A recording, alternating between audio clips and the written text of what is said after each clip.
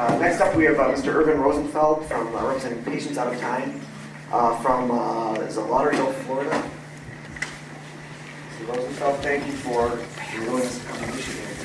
I appreciate coming to the great state of Michigan.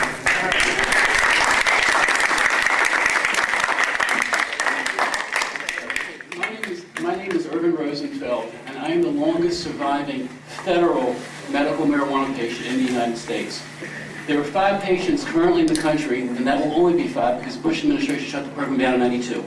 I have a severe bone disorder called multiple congenital cartilaginous exostosis and a Barrington syndrome pseudo-hypoparathyroidism.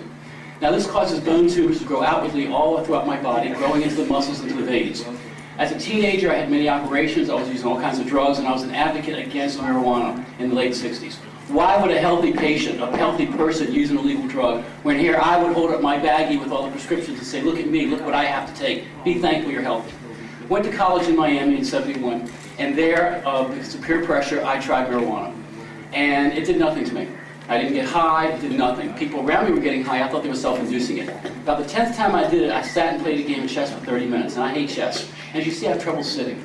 And I sat for 30 minutes, which was the first time in 5 years I did that. Now, I had morphine, I had Quaalude, I had Valium, you name the prescription I had it prescribed.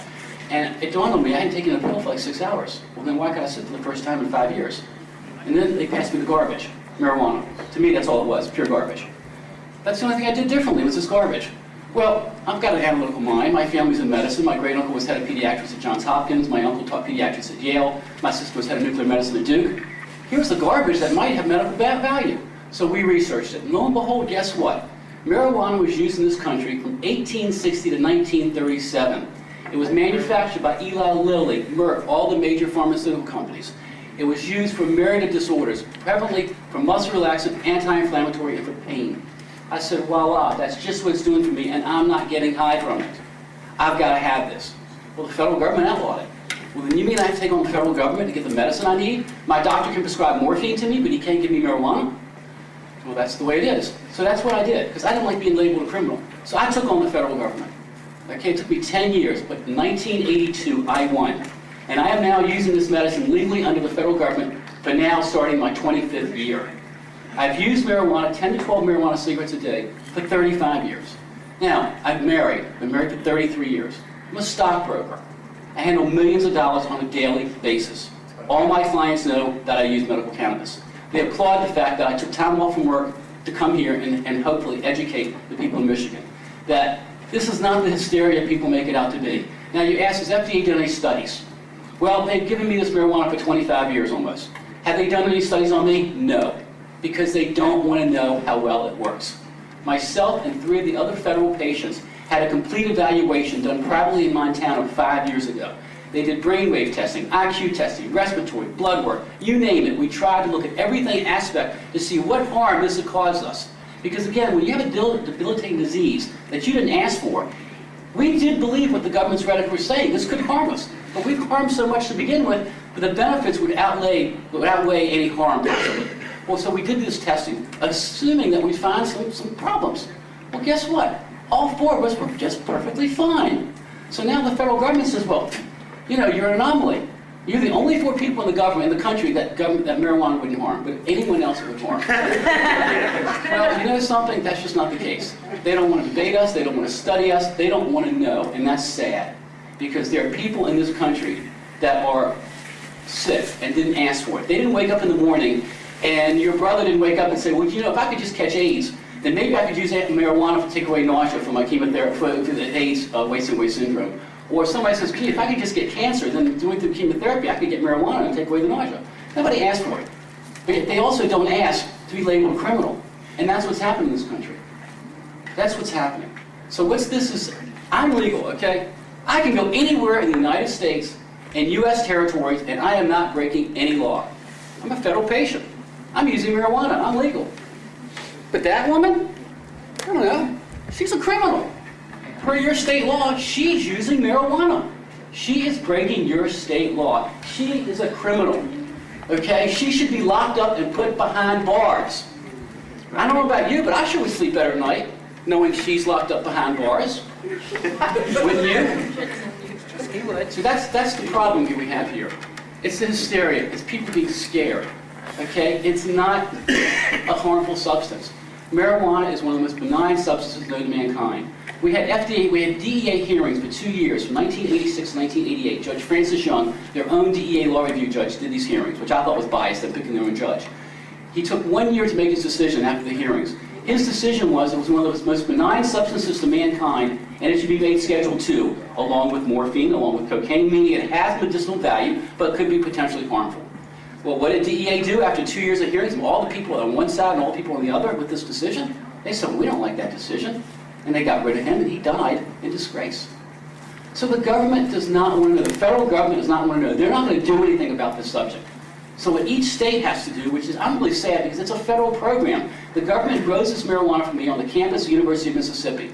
Your tax money pays for this, and I appreciate it. But it's a medicine. I go to a pharmacy, I pick up my tin can, 11 ounces of marijuana I smoke every 25 days. 11 ounces every 25 days with no euphoric effect, no ill effect. My lung capacity was 108% of normal. Okay, I go and pick it up as a prescription. That's the way I think it should be. Meaning people shouldn't have to grow their own. These states in California doing all this, no, I'm against it. However, I'm in favor of getting medicine to the patients. That's the most important aspect. And if that's the only way that they're going to pass laws, and the federal government's not going to enact a federal policy so other people can pick it up as a prescription, well, if they're not going to do that, the states are left up on their own. They've got to do what they can. Take the crime away from these sick patients. There's no need prosecuting people who are sick. And it's wasting your resources, putting people in jail. I mean, I know myself in Florida, we have overcrowding. Well, they arrest a nonviolent criminal, they may be putting that person in jail and letting out a violent criminal. And all because of a weed that's been around for generations and centuries and centuries. And yes, nobody ever has died off of marijuana. Now, every drug that's approved by FDA and goes through all their rulings and all their studies and everything, every drug has, it's called an N something or other. It says if you take this much of it, you die. Okay, aspirin, everything. If you take this much of it, you die. That period. There's never been one that says for marijuana, because no one's ever died off of it. No one's ever gotten lung cancer off of it. Dr. Tashkin, a government doctor who's the main doctor in the country for research for bad things with marijuana. Well, he just came out with a study that was a 10-year study that's for California that he could not find one patient that had lung cancer due to marijuana. That he found lots of lung cases due to cigarettes, and what he also couldn't explain was that people that smoked marijuana along with using cigarettes had less cases of cancer, but he wasn't sure why. So the point being is this I'm the living subject, I'm the proof. Okay, people can stand up here, the government can stand up here and say how bad it is. Other people can stand up here and say how good it is. I can stand up here and say, I use it. I've used it for 35 years. Over 24 years, I just started my 25th year, November 20th, under this medicine. I'm a productive member of society. I'm married for 33 years. I have no children because I could pass down this disease, and I wasn't going to do that. I teach disabled people how to sail in Miami, okay, through an organization called Shake a Leg. So I'm a very productive member of society because I have the right medicine. I don't take morphine. I don't take anything. I haven't taken any other drugs now for 19 years. All I use is medical cannabis. So what does this mean to me? Without this medicine, if I were still alive, most likely I would have died of hemorrhages or something like that, or cancer, the tumors going malignant. I would not be a productive member of society. If I was still alive, I'd probably be homebound on disability. And that's not what I want to be. Now, God's made it to where I was fortunate enough to have the intelligence, the chutzpah, to take on the government. And God's made it to where, Irvin, you're still alive, and you still got to help others. So that's why I left work in Fort Lauderdale yesterday, flew here, and fly back tonight, and be back at work bright and early tomorrow morning. I thank you all very much.